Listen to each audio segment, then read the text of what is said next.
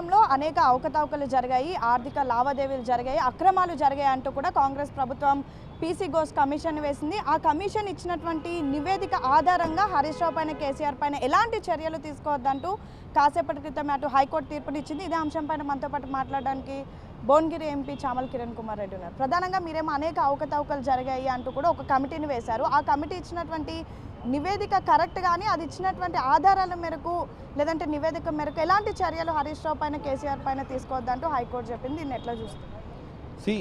PC Ghosh commission ఇచ్చినటువంటి నివేదికలో కొన్ని ప్రొసీజరల్ ల్యాప్సెస్ ఉన్నాయి కాబట్టి ఆ నివేదిక ఆధారంగా బీఆర్ఎస్ పార్టీ నాయకుల మీద యాక్షన్ తీసుకోవద్దనేది ఈరోజు వచ్చినటువంటి తీర్పు. ఇప్పటివరకు మనకు తెలిసిన తీర్పు, ఇంకా డాక్యుమెంట్స్ అన్నీ కూడా బయటికి రాలే.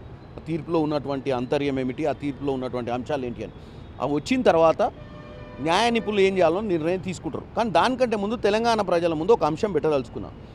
పీసీ ఘోష్ కమిషన్ గారు రాకముందే నేషనల్ డ్యామ్ సేఫ్టీ అథారిటీ వాళ్ళు క్లియర్ కట్గా అక్కడ అవకతవకలు జరిగినట్టు ఒక సెంట్రల్ గవర్నమెంట్ అథారిటీ ఇచ్చిర్రు. అంతకుముందు స్టేట్లో ఉన్నటువంటి విజిలెన్స్ అండ్ ఎన్ఫోర్స్మెంట్ వాళ్ళు కూడా అక్కడ అవకతవకలు జరిగినాయి, అక్కడ కరప్షన్ జరిగింది, అక్కడ ఏమంటారు అధికారులు సరి అయినటువంటి చర్యలు తీసుకోకుండా అక్కడ ప్రాజెక్ట్ కట్టిర్రని చెప్పేసి అధికారుల మీద కూడా యాక్షన్ తీసుకోవడం జరిగింది. ఇప్పుడు ఈ ఏదైతే 1, 2, 3 జరిగినాయో ఇప్పుడు మేము కూడా ఏమంటున్నామంటే, మేము ఏ రోజు కూడా సిబిఐ ఎంక్వైరీ లాస్ట్ ఇయర్ ఆగస్టులో అడిగినప్పుడు కూడా పీసీ ఘోష్ కమిషన్ ఆధారంగా మేము ఎంక్వైరీ చేయమంటలేము. సిబిఐని ఇండిపెండెంట్ ఇంపార్షియల్ ఎంక్వైరీ చేయమనే కోరుకోవడం జరిగింది.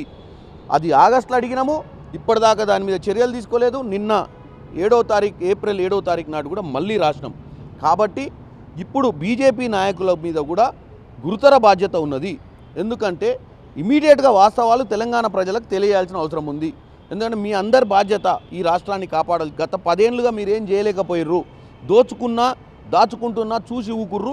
ఇప్పటికైనా వాళ్ళు దాచుకున్నట్టుగా మేము నిర్ధారించే ప్రయత్నం చేసినప్పుడు ఒక తీర్పు వస్తే సంబరాలు చేసుకుంటారు. కాబట్టి ఇమీడియట్గా సిబిఐ ఎంక్వైరీ చేయాలని కోరుకుంటున్నాం.